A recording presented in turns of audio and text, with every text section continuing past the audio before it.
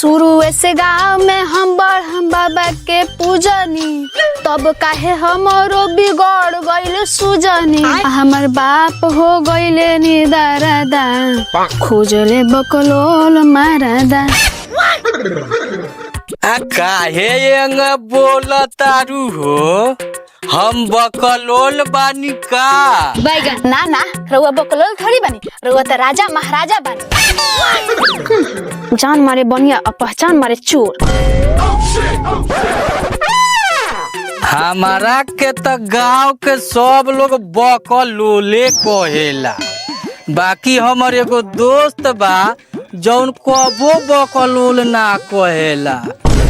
ना कहेला कैसे को उहो बकलोले न बावे। जब दू गो बकलोल आपस में मिलेला नु तो बकलोले वाला दिमाग लगावेला। अच्छा, हमरा के बकलोल कहतारू, आकि बकलोल तू बारू? दवाइया देखावे के रलख देखैलू ह, खाली 2 झोरा सब्जी कीन के चल देले बारू। हाँ तो जाइए रउआ दवाई लेके आई, हम दोबारा ना जाए, हमारा गोड़ हाथ दुखाता है। आय सामान लदले बानी हम, गाड़ फाटता हमर, आ तोहर गोड़ हाथ दुखाता। नौटंकी कइले बारू। नाती के बेटा चुपचाप जाइबा के कुछ चाहत है। हम अकेले जाई आ कहीं कुत्ता काट ली तो? नाती के बेटा है चप्पल देखत रह, मुंहे में हुर देम जानत। हाँ तो हमरो लगे एगो सुआ बा, घोपिए देम। रे जानत हमरा के सुबह से गिरवा। बाबा किसियात काहे बारू? जाता नहीं अकेले ही हम, भले बान चोदवा कुत्ता गाड़ में काहे ना काटे।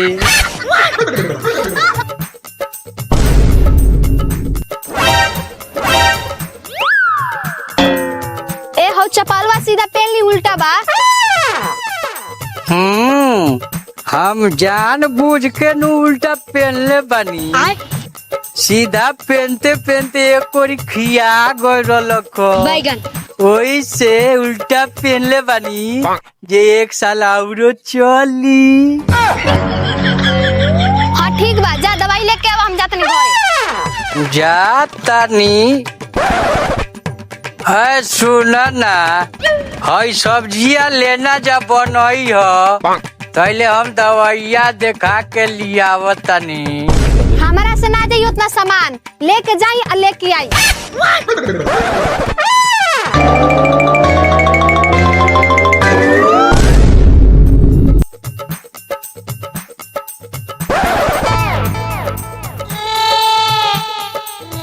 ही मिला के 10 जगह से दवाई चला देनी, बाकी हमारा मेहरारू के दुख ठीके नइखे होत।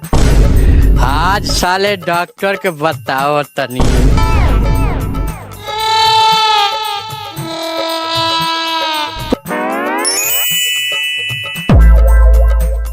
का रे साला घोपन कुमार डॉक्टर? उन्हें बता पहले का बोलबा। अच्छा रुको, हई सामानवा नीचे धो के बताओ तनी। कोई दिन तोरा से दवाई लेवे से पहले हम तोरा के बता देंगे कि अपना मेहरारू के दवाई झूलन डॉक्टर से लेके चला देनी, बाकी हमारा मेहरारू के बीमारी ठीक ना भइल। भोपू डॉक्टर के दवाई चलैनी, ठीक ना भइल। भोपाल डॉक्टर के दवाई चलैनी, तबो ठीक ना भइल। तब तू हमरा से कहलो कि हमार दवाई चलावो, तोरा मेहरारू के बीमारी ठीक हो जाई। बोलो कहलो कि ना? हाँ कहनी। सही बताओ, बहनचोद 10 दिन हो गल दवाई चलैला, तबो हमरा मेहरारू के बीमारी ठीक ना भइल। बैगन काहे? बीमारी ठीक ना भइल ना, साला दवाई तो ठीके देले रहनी हा, अब बीमारी ठीक ना भइल। अच्छा ये बता, जोन दवाई तोरा के देले रहनी हा, वो टाइम टाइम चलेले हा? हाँ टाइम टाइम से चलावत रहनी है। तू कहले रहल जे खालिए पेटे चलई ह तो हम खालिए पेटे चलावत रहनी।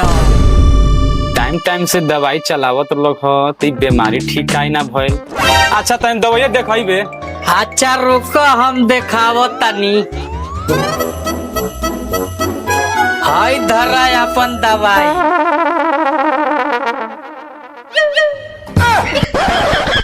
हे तू तो कहत ले लगता 10 दिन दवाई चले ले बानी एमे से कहां एगो गोटी खत्म भल बा जेने दलनी होइगा बा।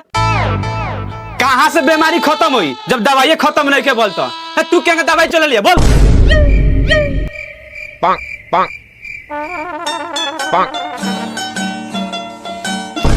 यही गो चलनी है।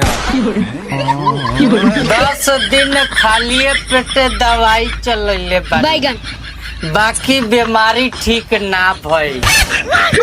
लंदन में से बीमारी ठीक हुई खियावे के मुंह में दवाई तो चलावा तारी बुर 14 जमीन पर। साला बकलोल हमरा दुकान में से वही बेर से दिमाग चटले बड़ो। ये जाता नी रे भोपन डॉक्टर सरवा बुझाता दोसर दुकान नइखे का बैगन हाँ का हो जाई महानवा के दवाई से हमरा मेहरारू के बीमारी ठीक ना होई तो हम मोतिहारी के दवाई चलाए। जो रे बहन चोदवा जो हम तो छोड़ देनी है दोसर कोनो 4 गो बोरा बिछा के 4 घंटा गाड़ लियो सन जो।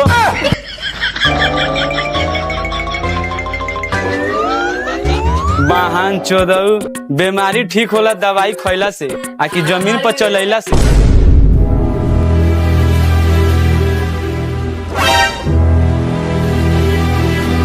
का भौजी का हाल बा? हमार हाल कैसनो हो तनी से का लेवे के बा?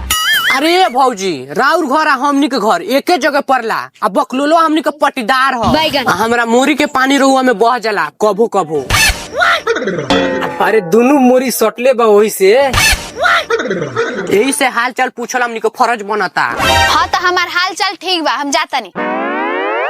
अरे कहाँ जाता रू?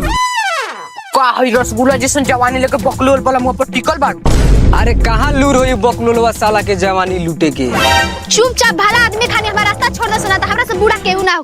ओहो लागत पावर बा। अच्छा कोनो बात ना तारा में पावर बा हमनी हम पावर बा। तो देख ले का बड़े पार्टनर लगा दे अपन पावर।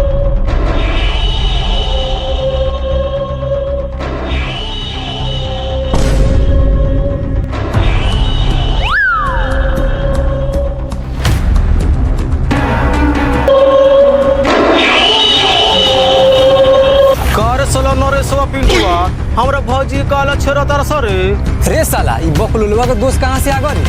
सर भाग जा लोगन देख लो लोग खुरपी धक के चलाइए दे।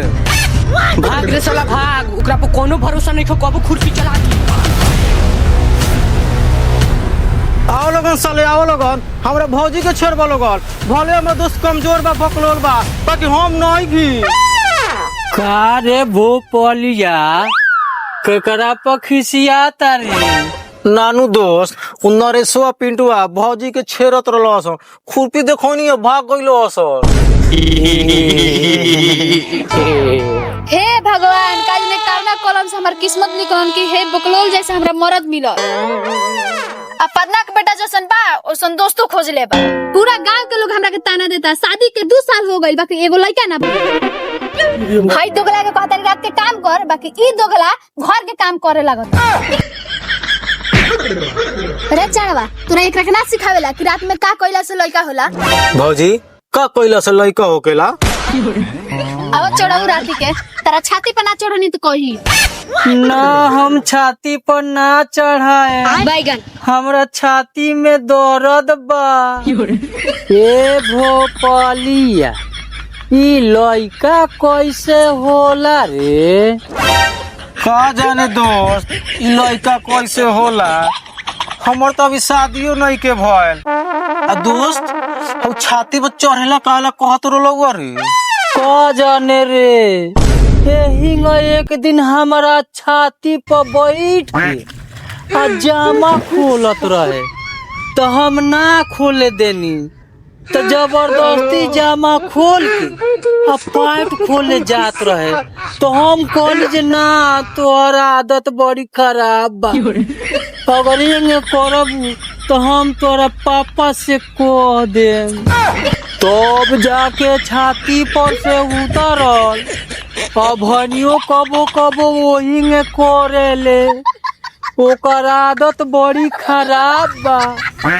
बुझाता ओकरा पापा जी से कहे के पड़ी, तब जाके कहीं ओकर आदत सुधरी। हाँ दोस्त ठीक कहता रे। का रे साला भकलोलो बा, शादी के 2 साल हो गईल, अभी ले एगो लइका ना भइल, का रात में कुछ नइखे होत का? रात में कथी करम तो लड़का होई। जो रे साला साफा भकलोले बाड़े, रात में घोप घोप करबे तभे नु लइका होई।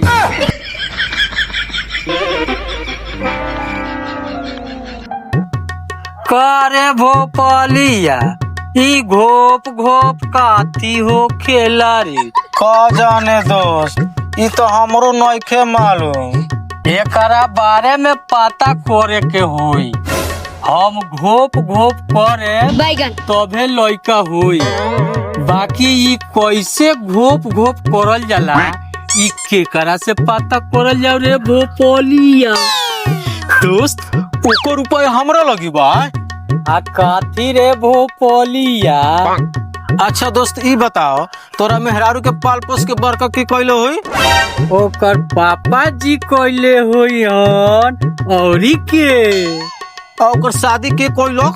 ओकर पापा जी कइले होई हन। अच्छा ई बताओ, अब ओकर लड़का के न होई के बताई? ओकर पापा जी बतइयो। तो हमनी के घूप घूप के पता के न चली?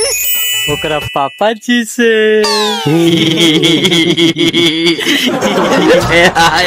वाह रे भोपलिया वाह, दिमाग तो देले बारे। हो तो भियाने चलल जाओ ओकरा बाबूजी के लगे, गोप गोप के बारे में तो पता चलिए जाई। आ साथ में ओकरा बाबूजी से ये शिकायत करे के बा कि रात के बहुत गलत गलत काम करे के कोहेले। हो तो भियाने चलल जाओ ओकरा पापा जी के लगे, घूम घूम के पता तो चलिए जाई। आ साथे साथे ओकरा पापा से शिकायतो कर दियाई कि तोहर बेटी रात के गलत सलत काम करेले। हो दोस्त, हो तो चलो हम चलो तनी अपना घरे, आ काले चलल जाई ससुरारी। ठीक बा दोस्त।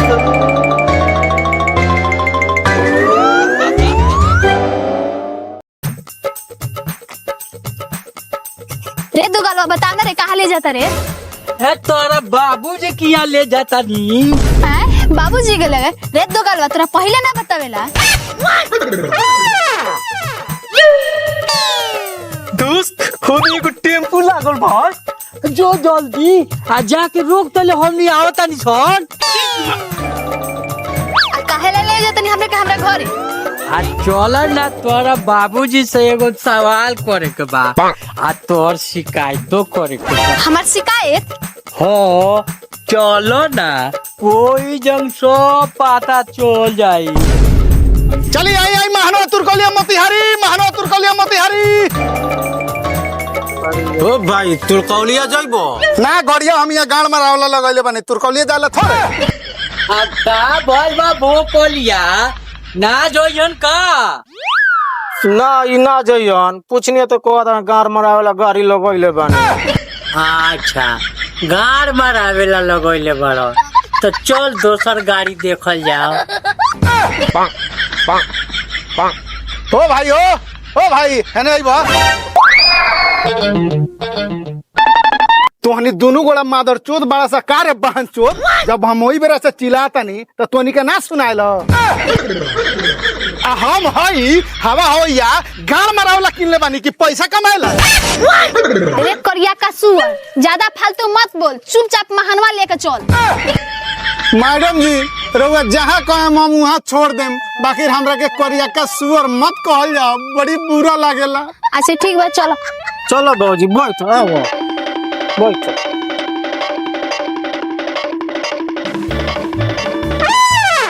बैठो दोस्त। मेहरारू हो ठीक से पकड़ के बैठियो न तो गिर जाइबू।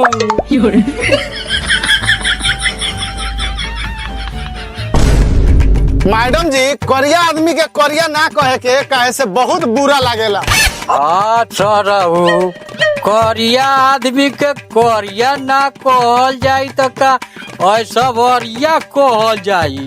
हो दोस्त वो लोग को मुंह होके के चाहिए। ओ भाई करिया बानी तो एकर मतलब का मजाके उड़ाइबो। हो उड़ाम शोन।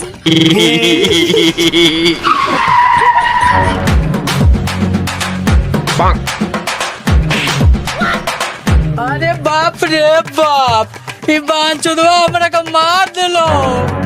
उतर उतर वहां पानी उतर के अब बहन चोद उतर। ए का भैया काहे को बोलत रहो? अब इहे से एक कदम हमर गाड़ी आगे ना जाई यही जो उतरा सा। लेकिन का है वही बेरा से हमरा के करिया करिया कह के हम मजाक उड़ावता सा। बहन चोद हमरा कितना दुख लागल बा हम ही जानता ना।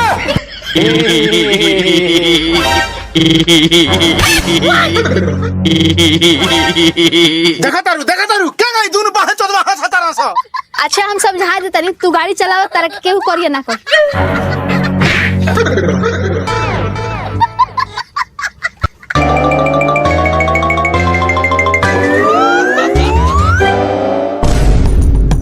ए जीरो वो पागल बनी का? हाँ हम पागल बोलले बानी। पूरा गांव के लोग हमरा के पागले कहेला।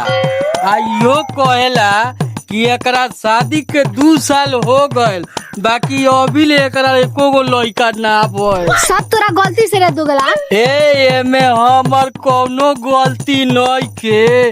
सारा गलती तो तोरा बाप में बा। शादी करे के को देलक बाकी ई ना बतैलक कि लड़का पैदा केंग होई। इस सवाल का जवाब तुम्हारा बाप देगा। रे दुगलवा में हमरा बाबूजी के कौन गलती बारे? जब भाई दुगलवा के कुछ करे के लूर हलाई नहीं के तो लड़का कहां से पैदा हुआ? ए जब हमारा उ सब लूरे न रहे तो तोहर बाबूजी हमरा के उ सब करे के काहे न सिखैलो। चलो जल्दी अभी तोरा बाप से सवालों पूछे के बा।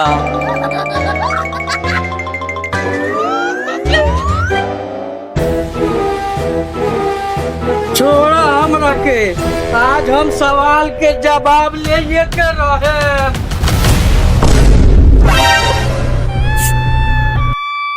प्रणाम ससुर जी।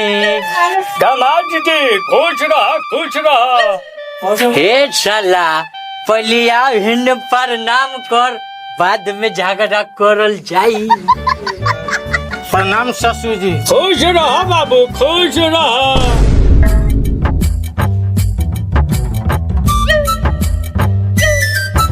प्रणाम जीजाजी। हाँ खुश रह लोगन। हम बुझतानी ससुर जी रघुआ नाती खेलावेला बेचैन होतानी। आ लइका होई कैसे? रघुआ तो शादी करे के कर देनी बाकी ई न बतैनी जे लइका होई के ये कह जे हमर दोस्त कालू हमरा से कहल कि जे बियाह कइले बा उहे लइका होखे के तरीका बताई। हे दामाद जी पहले से भकलोल टराले रहनी है अब पागल हो गल बानी का? ई का बोलतानी? हाँ हम पागले हो गल बानी। पहले ई बताई जे लइका केंग होई। ए दामाद जी रहुआ लाज शरम नहीं के लागत का? कैसन कैसन बात पूछतानी। हमर मन ना का लइका खेलावे के। आज तो हम जानिए के रहे जे केंग हो खेला लइका। हे दामाद जी ई सब हम बताई का रहुआ के? तब के बताई? हाँ हमारा गाँव में एक आदमी कहले रहे कि रात में घोप घोप कोयला से लइका हो खेला। हाँ तो ससुर जी अब रहुए इतने बताई कि घोप घोप किंग हो खेला। पागल हो गल बड़ा तारा समझ में नहीं क्या आवत ई सब बात हम बताई तब के बताई पाल पोस के जवान कोइल तू बैगन आ शादी बियाह कोइल तू बैगन तो तुहेनु घोप घोप करे के बताइबो तोनिए समझावा छन ना तो ससुरे दामाद में लफड़ा हो जाई।